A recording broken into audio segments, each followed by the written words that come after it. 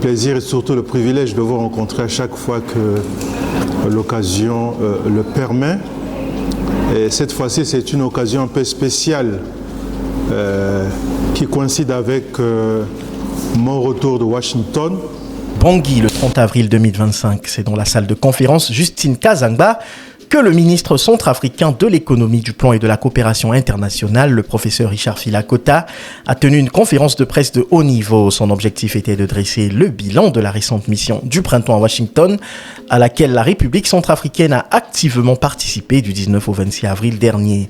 Aux côtés du professeur Richard Filakota, le ministre des Finances et du Budget, M. Hervé Ndoba, a représenté la République centrafricaine dans ce grand rendez-vous stratégique avec les partenaires techniques et financiers du pays, notamment la Banque mondiale, le FMI, la Banque africaine de développement, le Fonds saoudien, la Chambre de commerce des États-Unis et bien d'autres partenaires. Les résultats sont là.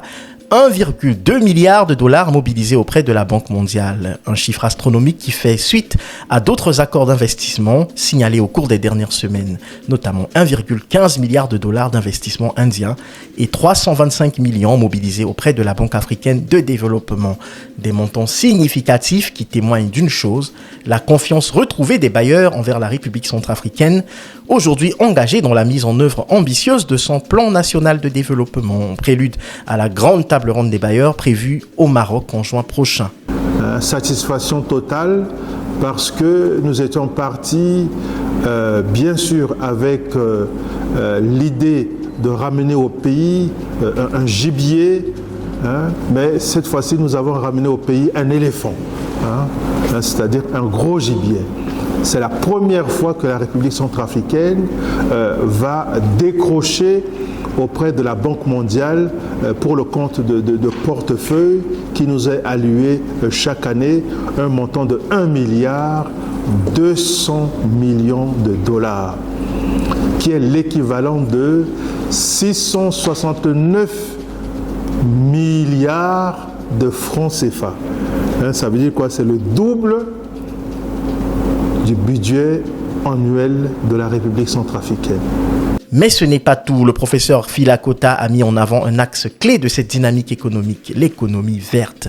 La forêt centrafricaine, riche en biodiversité, est perçue comme un moteur essentiel de croissance durable. Les discussions à Washington ont permis de faire émerger cette question comme un enjeu central pour les bailleurs soucieux d'allier développement économique et responsabilité environnementale.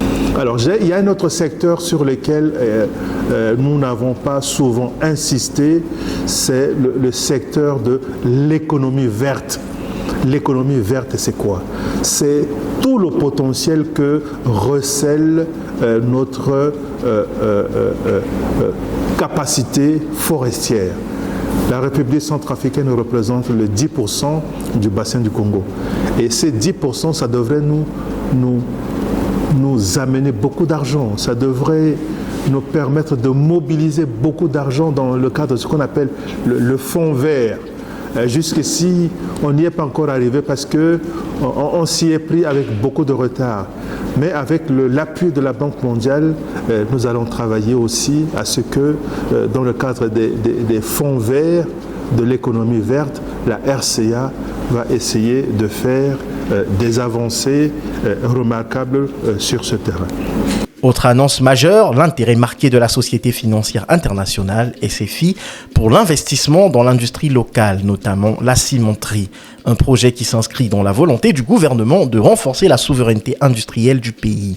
Sur le plan de la gouvernance, le message du ministre est clair. Transparence, bonne gestion et rigueur seront les maîtres mots dans l'utilisation des fonds mobilisés. Des mécanismes de suivi stricts, appuyés par des audits réguliers, seront mis en place en lien étroit avec les partenaires. Derrière ces avancées, une vision, celle du président de la République, chef de l'État, le professeur Faustin Archange Touadéra. Sa diplomatie économique, sa vision stratégique et son engagement pour la paix et la cohésion nationale sont aujourd'hui reconnus sur la scène internationale comme les leviers de cette transformation en marche. Et pour conclure, le ministre a lancé un appel aux médias. Soyez des relais responsables, informés avec rigueur, objectivité et clarté. La réussite du PND dépend aussi d'une communication forte, mobilisatrice et citoyenne.